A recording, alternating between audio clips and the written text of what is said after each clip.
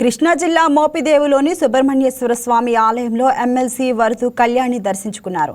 అనంతరం అర్చకులు ఆమెకు వేద ఆశీర్వచనాలు అందజేశారు. ఈ సందర్భంగా ఎమ్మెల్సీ వరదు కళ్యాణి ప్రభుత్వంపై ఫైర్ అయ్యారు. కూటమి ప్రభుత్వం పాలనను గాలికి వదిలేసిందని విమర్శించారు. రెడ్ బుక్ రాజ్యాంగాన్ని రాష్ట్రంలో అమలు చేస్తున్నారని మండిపడ్డారు. ఈ కూటమి ప్రభుత్వం అధికారంలోకి వచ్చి 20 నెలలు కావస్తూ ఉంది. ఇచ్చిన ఏ ఒక్క హామీ కూడా వీళ్ళు అమలు చేయలేదు. అలాగే పోలీసుల్ని ఎంతసేపు రెడ్ బుక్ రాజ్యాంగం అమలు మీద దృష్టి పెట్టేట్టుగా చేస్తున్నారు తప్ప ఎక్కడ కూడా అంబేద్కర్ రాజ్యాంగం ఈ రాష్ట్రంలో అమలు కావట్లేదు. పాలనలో పూర్తిగా వైఫల్యం చెందారు. దాంతో ప్రజల్లో తీవ్రమైన వ్యతిరేకత వస్తూ ఉంది. అలాంటి వ్యతిరేకత వచ్చినప్పుడు అంతా కూడా వీళ్ళు డైవర్షన్ పాలిటిక్స్ చేస్తూ ఉంటారు. అందులో భాగంగా కులం తీసుకొస్తారు, మతం తీసుకొస్తారు, అన్ని రకాలుగా వాళ్ళ వైఫల్యాలను కప్పిపుచ్చుకోవడానికి డైవర్ట్ చేస్తూ ఉండే పరిస్థితి మనం చూస్తూ ఉన్నాం. అందులో భాగంగా తిరుపతి లడ్డు విషయాన్ని వీళ్ళు తీసుకొచ్చారు.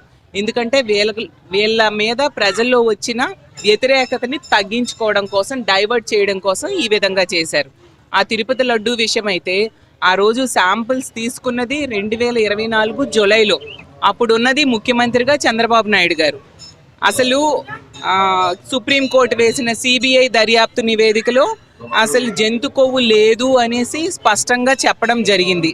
అయినా కూడా పదే పదే పాత గవర్నమెంట్ని, మా జగన్మోహన్ రెడ్డి గారిని బ్యాడ్ చేయడం కోసం వీళ్ళు ప్రయత్నిస్తూ ఫ్లెక్సీలు వేశారు. ఆ ఫ్లెక్సీలు తప్పుడు ఫ్లెక్సీలు వేసి ప్రజల్ని తప్పుదోవ పట్టిస్తున్నారు, వాటిని తొలగించండి అని రాంబాబు గారు చెప్తే అతని మీద తెలుగుదేశం పార్టీ నాయకులు మాటల్లో లేని మాటలు ఉపయోగించి దాడి చేయడం జరిగింది.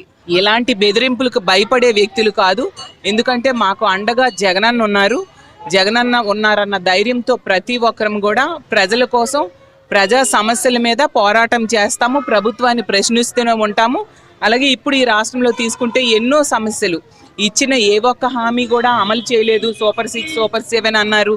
ఏ ఒక్క హామీ కూడా అమలు చేయని పరిస్థితి మనం చూస్తూ ఉన్నాము.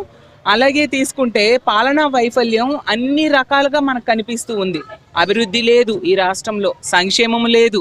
అలాగే భూములు కబ్జా, భూముల్ని అప్పనంగా తన అనుయాయులకి అప్పజెప్పే పరిస్థితి మనం ప్రతి సందర్భంలో కూడా చూస్తున్నాం. 99 పైసలకి, రూపాయికి, 2 రూపాయలకి భూములు ఇచ్చేయడమే కాకుండా ఇప్పుడు కొత్తగా తన కుటుంబ సభ్యులకే గీతం యూనివర్సిటీకి చెందిన భరత్ గారికి 5,000 కోట్ల విలువైన భూముల్ని రెగ్యులరైజ్ చేయడానికి తీర్మానం పెట్టి ఆమోదం కోసం చూసే పరిస్థితి. Please subscribe to YK TV Network. Please subscribe to YK TV. Please watch YK News.